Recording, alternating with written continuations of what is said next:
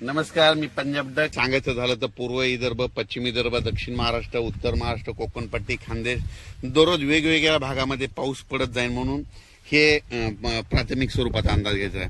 पण काय झालं, हे करत असताना मला उत्तर महाराष्ट्रातल्या शेतकऱ्याचे फोन आले. उत्तर महाराष्ट्रामध्ये नंदुरबार जिल्हा, धुळे जिल्हा, जळगाव जिल्हा, नाशिक, येवला, निफाड, त्याच्यानंतर संगमनेरचे काय आले, श्रीरामपूर, त्याच्यानंतर कोपरगाव, त्या भागातले बरेच फोन आले की आमच्या भागामध्ये पाऊसच नाही, तुमच्या तिकडे पडतोय, फक्त पिकांना पाहिजे तसाच पडतोय. तर मग पाऊस कधी येईल? तर उत्तर महाराष्ट्रासाठी खास करून एक आनंदाची बातमी की उत्तर महाराष्ट्रामध्ये 15 ऑगस्ट पासून ते 22 ऑगस्टच्या दरम्यान जोरदार पाऊस पडणार आहे. म्हणजे तिकडं ना तुम्हाला सांगतो 16, 17, 18, 19 नंतर चांगला अतिवृष्टी देखील काही ठिकाणी होणार आहे, मुसळधार होणार आहे. आणि त्यांचे फोन आले की आमच्या विहिरीला पाणी आलं नाही. तर ह्या पावसामध्ये तुमचा हा पाऊस निर्णायक ठरणार आहे, विहिरीला देखील तुमच्या पाणी येणार आहे, वडे नाले देखील वाहणार आहेत. म्हणून उत्तर महाराष्ट्रातल्या शेतकऱ्यांनी हा अंदाज लक्षात घ्यायचा.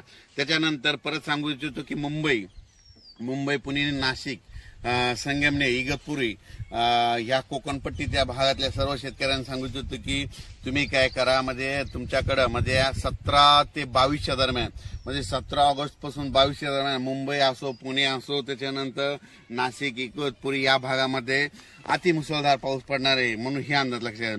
मुंबईला देखील म्हणजे असा पाऊस पडेल की तिथलं काही ठिकाणचं म्हणजे पाणी साचण्याची शक्यता आहे. म्हणून हा मुंबईकरांनी खास करून हे म्हणजे 17 ते 22चा अंदाज लक्षात घ्यायचा.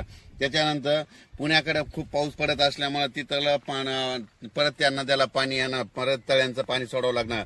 त्याच्यामुळे परत पूर परिस्थितीमध्ये सांगली, कोल्हापूरकडे तिकडे परत पूर परिस्थितीला सामोरं जावं लागणार. म्हणून तिकडे देखील नद्याला पाण्याला पूर येणार आहे. म्हणून हे अंदाज सांगली, सातारा, कोल्हापूर या शेतकऱ्यांनी लक्षात घ्यायचं.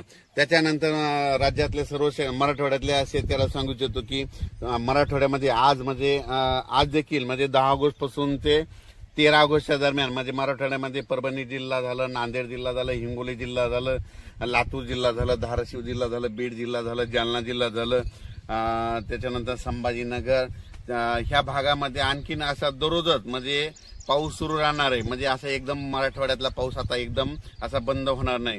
आणि सगळ्यात महत्वाचं सर्व शेतकऱ्यांना महाराष्ट्रातल्या सांगू इच्छितो की राज्यामध्ये मागच्या महिन्यात कसं समजा थोडी उघाड दिली होती, खंड म्हणजे 10-15 दिवस पाऊस पडला नव्हता. तर हे ऑगस्ट महिना संपूर्ण पावसाचाच जाणार आहे, याच्यात उघाड भेटणार नाही. म्हणून शेतकऱ्यांनी काय करायचं, जशी वेळ भेटत तर काय होणार आहे की सकाळी 9 ते दुपारी 2च्या दरम्यानपर्यंत थोडं हवामान कोरडं राहील, ऊन पडणार आहे. तितक्यामध्ये तुम्ही काय करा, हे 14 तारखेपर्यंत शेतकऱ्यांनी कामं करून घ्या. कारण की 15च्या नंतर राज्यातला पाऊस वाढतच जाणार आहे.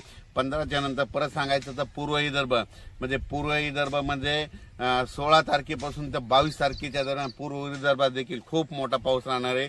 म्हणून पूर्व विदर्भातल्या 6 जिल्ह्यातल्या शेतकऱ्यांनी हा अंदाज लक्षात घ्यायचा.